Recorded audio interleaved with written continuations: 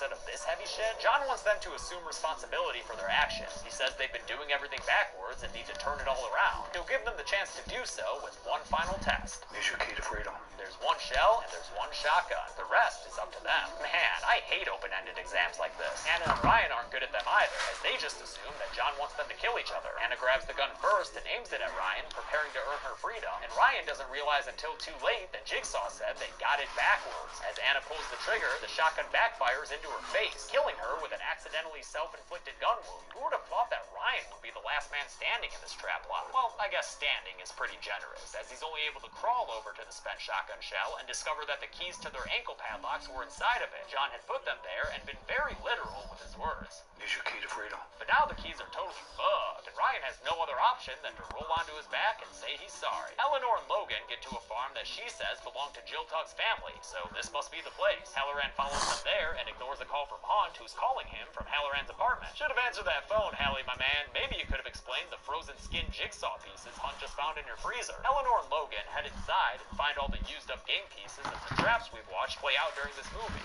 It's Jigsaw. Jigsaw's dead. Is he?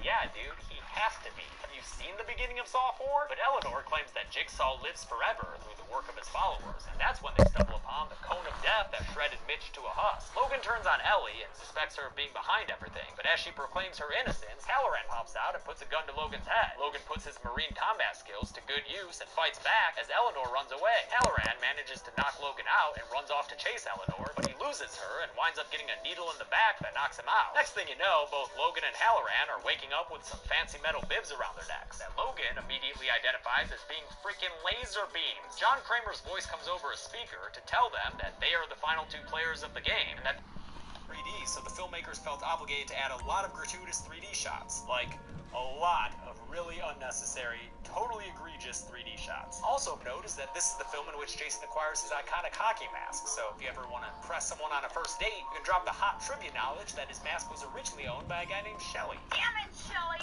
One interesting thing is that this takes place like the day after part 2, with the events of that movie being reported on the news. Turns out that after his final confrontation with Ginny, Jason just dusted himself off and dragged himself to safety. He uses his near brush with death to go back to school and really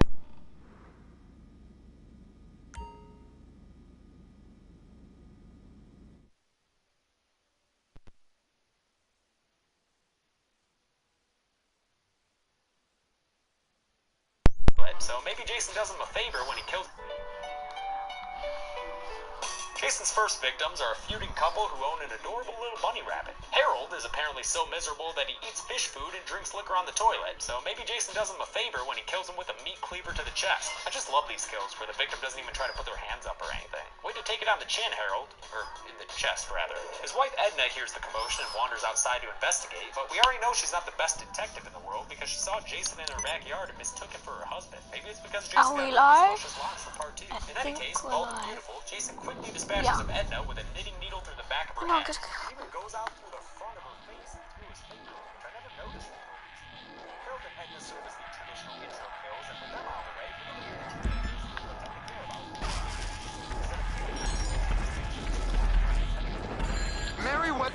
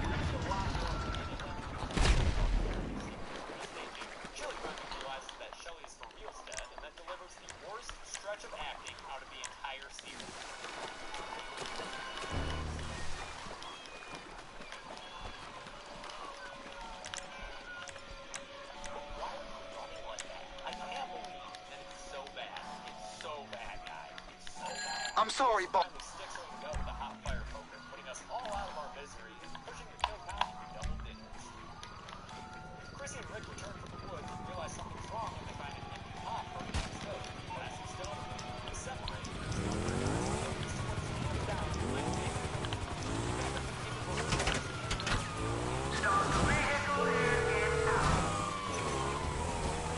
Hey, what's up? Oh, how can I help? Can't handle the heat, my friend? Okay, leave it with creepy Uncle Lester.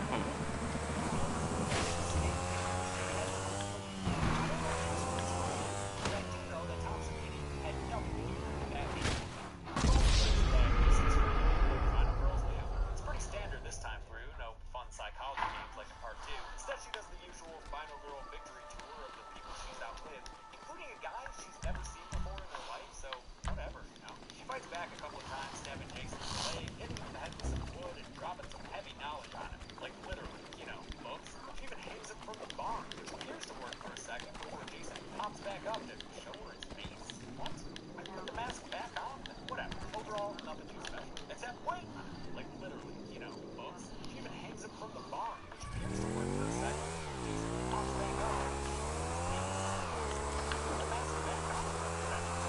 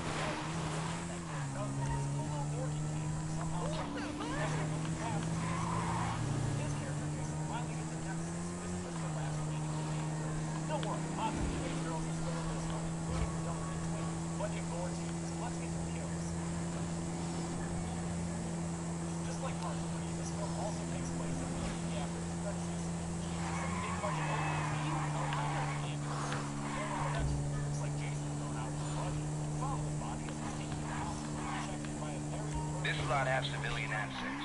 Open them on base.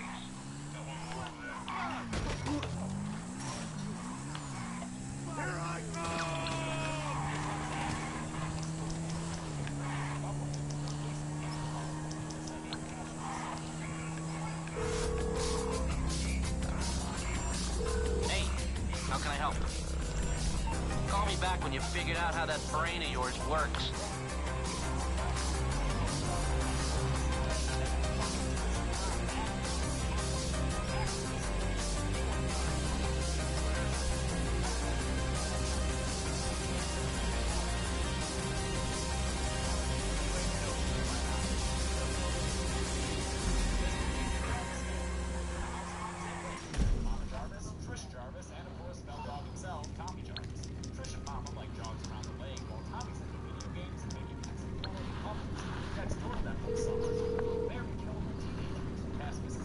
Hey, which one of my skills is required?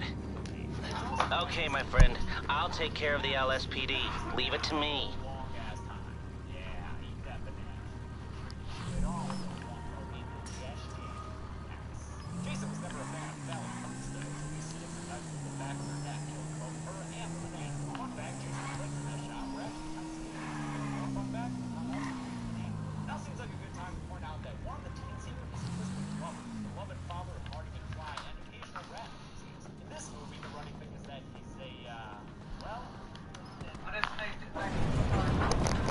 Normally.